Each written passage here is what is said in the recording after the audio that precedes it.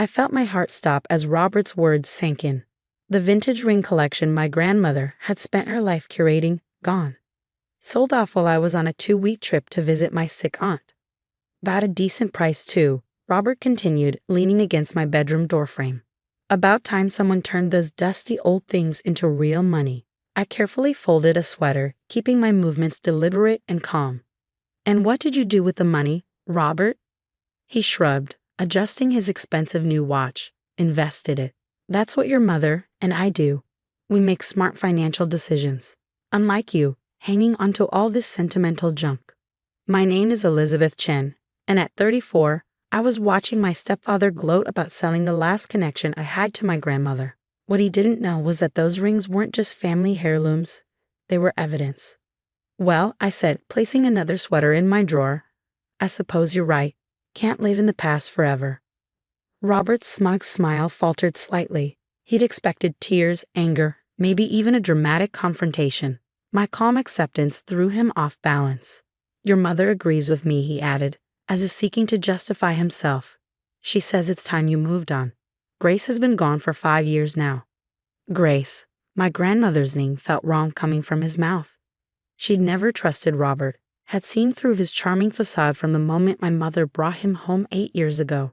Watch that one, she'd warned me. He's got sticky fingers and a silver tongue. If only we'd listened. 3 years into my mother's marriage to Robert, our family business, a successful chain of high-end jewelry stores that my grandparents had built from nothing, started showing signs of trouble. Robert, who convinced my mother to make him CFO, insisted it was just market fluctuations. But Grace had known better. She'd started collecting evidence, documenting discrepancies, tracking suspicious transactions. The rings she collected over her lifetime weren't just beautiful pieces. Each one had been carefully chosen to tell a story. A story that Robert would have found very interesting if he bothered to look closer. I continued unpacking my suitcase, remembering the last conversation I'd had with Grace before she passed away. The proof is in the collection, she'd said, her voice weak, but her mind sharp as ever. Each ring, each provenance document, it's all there. When the time comes, you'll know what to do. I hadn't understood then, but in the years since her death, as I watched Robert slowly drain our family's resources while maintaining his facade of business acumen, I'd started to piece it together. Where did you sell them? I asked casually, hanging up a dress. I might know someone interested in vintage jewelry. Robert waved his hand dismissively. Some dealer in Chicago. Bought cash, no questions asked. Best way to handle these things. I nodded, making a mental note. Chicago. That fit with what I'd suspected. Well, I said, closing my now empty suitcase, I should get some rest. Long flight. Robert lingered in the doorway for a moment longer, clearly unsatisfied with my reaction. But what could he say? He'd achieved his goal. The rings were gone, and with them, he thought, any evidence of his creative accounting. What he didn't know was that I'd been preparing for this moment for months. Ever since I finally decoded my grandmother's meticulous documentation and understood exactly what she discovered about Robert's financial dealings. Each ring in her collection corresponded to a specific transaction, a particular account, a certain pattern of fraud. The collection itself was a key, one that could unlock a trail of evidence showing exactly how Robert had been embezzling from our family business for years. And thanks to my grandmother's foresight, I had copies of everything. Every certificate, every appraisal, every seemingly innocent note about each ring's history, all safely stored in a secure cloud account, waiting for the right moment. That night, I lay in bed listening to the sounds of the house settling. Through the wall, I could hear Robert and my mother talking in their room. She didn't even cry, he was saying, sounding annoyed. Just accepted it, like it meant nothing. Maybe she's finally growing up, my mother replied, learning to let go of the past, like you've been saying. I turned over, pulling my phone from under my pillow. Time to set things in motion. I typed out a quick text to Michael, my contact at the FBI's Financial Crimes Division. It's done. He sold the collection, just like we predicted. Chicago dealer, cash transaction. Michael's response came quickly. Perfect. That completes the pattern. We'll move forward with the investigation. You sure about this? No turning back once we start. I thought about my grandmother, about how hard she'd worked to build our family's business. about how Robert had spent years systematically draining it while convincing my mother he was protecting her interests. "I'm sure," I typed back. Time to finish what Grace started. The next morning, I drove to our flagship store in downtown Seattle. The business my grandparents had built now consisted of 12 locations across the Pacific Northwest. The profits had been mysteriously declining for years despite steady sales.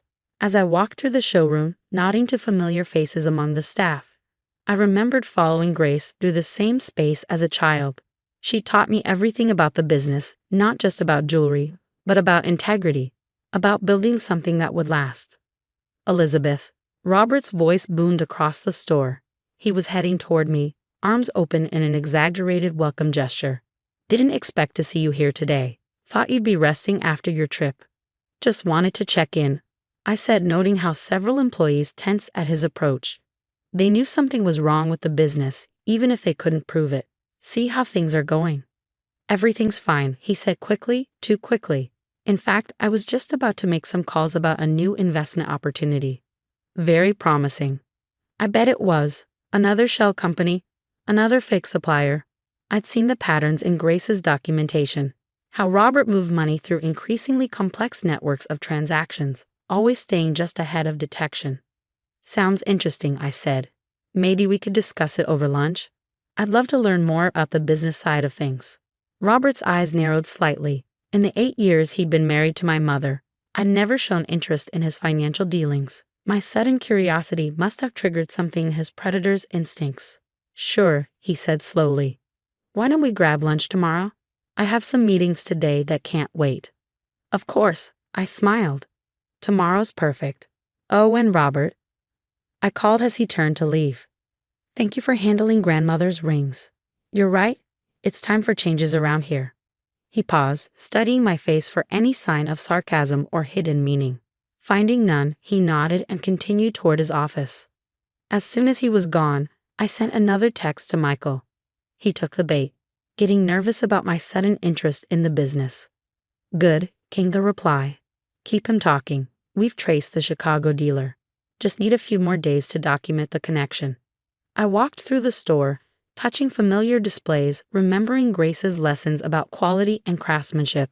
Robert thought he'd erased her presence by selling her collection, but he'd actually sealed his own fate. Those rings, and their carefully documented histories, were the final piece of evidence needed to prove his years of financial fraud.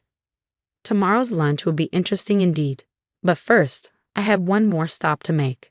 I drove to the cemetery where Grace was buried, placing fresh flowers on her grave. The autumn wind rustled through nearby trees, carrying the scent of rain. "It's happening, Gran," I said softly. "Everything you predicted, everything you prepared for." Robert finally made his move. I touched the simple gold band on my right hand, the only ring from Grace's collection that hadn't been in the house when Robert made his sale.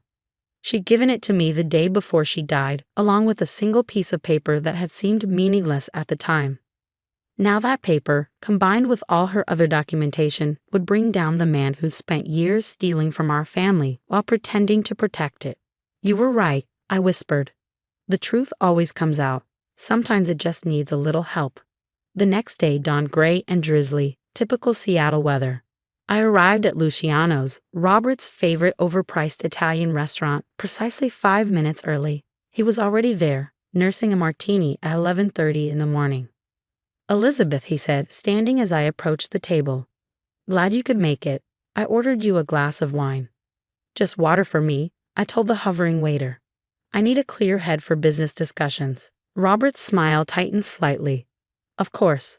Always so serious, just like Grace." I opened my bag, pulling out a small notebook. Speaking of Grace, I've been going through some of her old business records. Fascinating stuff. The martini glass paused halfway to his lips. "Old records? What kind of records?" "Oh, transaction histories, supplier contracts, investment details." She was quite meticulous about documentation. I watched his face carefully. "Did you know she kept a separate file for each piece in her ring collection? Every purchase, every certification, every connection to the business." Robert set his glass down with a sharp click. "Those files were destroyed years ago, during the office renovation." The physical copies, yes, I agreed. But Grace believed in backups, digital copies stored securely. She was quite forward-thinking for her generation. The color drained from his face. "You're bluffing. There's no way she—" "Robert?" A new voice interrupted us. We both looked up to see two men in suits standing by our table. "I'm Agent Michael Chen with the FBI's Financial Crimes Division. We need you to come with us." What happened next was almost cinematic. Robert tried to run, knocking over the table in his haste. He made it 3 steps before another agent appeared, blocking his path. The restaurant patrons watched in shocked silence as he was handcuffed and led away, still protesting his innocence. I sat calmly, sipping my water. "Ms. Chen." Agent Chen approached after Robert had been taken out. "We'll need you to come down to the office to make a formal statement." I nodded, gathering my things. "Of course. Just let me call my mother first." That call was the hardest part. My mother had always been brilliant at running the creative side of our jewelry business, but she trusted Robert completely with the finances. Finding out that her husband had been systematically stealing from us for years would devastate her. But as I listened to her broken sobs over the phone, I knew we'd done the right thing. The truth would hurt, but lies had already cost us too much. At the FBI office, I laid out everything. Grace's documentation, the connection between her ring collection and Robert's fraud, the complex web of shell companies and fake suppliers he used to siphon money from our family business. "Your grandmother was brilliant," Agent Chen said, reviewing the evidence. Each ring's provenance documentation contained coded references to specific fraudulent transactions. When arranged chronologically, they created a perfect paper trail of Robert's crimes. She knew he'd try to get rid of the collection eventually. I explained. "His type always does. They need to erase anything that could expose them." By selling the rings, he actually confirmed their connection to his illegal activities. The investigation moved quickly after that. The Chicago dealer was found. He'd been one of Robert's accomplices for years, helping to launder money through fake jewelry purchases. The rings themselves were recovered, each one still carrying its damning documentation. Robert, facing overwhelming evidence, took a plea deal. 8 years in federal prison, plus restitution of all stolen funds. The total amount shocked even me, nearly $12 million over 7 years. My mother filed for divorce immediately. She threw herself into rebuilding the business, channeling her grief and anger into positive change. Together, we modernized operations, strengthened security measures, and restored our family company to its former glory. 6 months later, I stood in our flagship store's newly renovated vault, carefully arranging Grace's recovered ring collection in a special display case. Each piece gleamed under the lighting, telling its own story of justice served. "Your grandmother would be proud," my mother said softly, joining me at the display. "Not just of saving the business, but of how you handled everything. You did it her way, patient, methodical, letting the truth speak for itself." I touched the simple gold band I still wore, Grace's last gift to me. She taught me that the best revenge isn't about getting even. It's about standing up for what's right, no matter how long it takes. That evening, I visited Grace's grave again. The autumn rain had given way to a crisp, clear night. I placed her favorite white roses beside the headstone. "We did it, Gran," I whispered. "Your plan worked perfectly." Robert never saw it coming. He was so busy looking down on us that he never looked closely at what was right in front of him. I told her about the business, about how we were growing stronger than ever, about how her ring collection was now a testament to female strength and ingenuity, inspiring a new generation of women in our family. As I drove home, I passed by the federal detention center where Robert was serving his sentence. I didn't stop, didn't even slow down. He was part of our past now, a cautionary tale about trust and vigilance. The next morning, a package arrived at the store. Inside was a letter from Robert's former secretary, along with a stack of documents. "I always knew something was wrong," she wrote, but I was too afraid to speak up. "Your grandmother once told me that the truth has a way of surfacing, like a diamond rising through kimberlite." She was right. These are copies of everything I saved over the years, just in case someone was brave enough to take action. I added the documents to our archives, next to Grace's meticulously coded records. Together, they told a story of greed, betrayal, and ultimate justice. But more importantly, they told a story of wisdom passed down through generations of strong women. Our family business continued to thrive. we established the Grace Chen Foundation, providing scholarships for women studying business and forensic accounting. Every recipient received a small gold ring, a reminder that sometimes the most powerful weapons against corruption are patience, intelligence, and careful documentation. Years later, when Robert was released from prison, he tried to contact us. His lawyer sent a letter full of apologies and excuses, asking for a chance to make amends. I sent back a single photograph, Grace's ring collection, restored to its rightful place, each piece now labeled with the evidence it had carried. No message was necessary. The truth, as Grace had always said, speaks for itself. Some people called it karma. Others called it justice, but I knew it was something simpler, the power of a grandmother's love and wisdom, carefully preserved in a collection of rings that proved more valuable than anyone could have imagined. Well, anyone except Grace.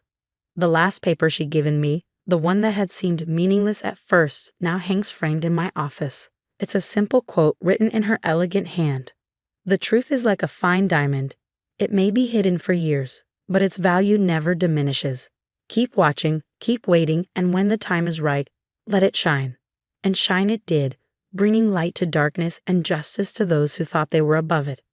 Just as Grace had planned all along,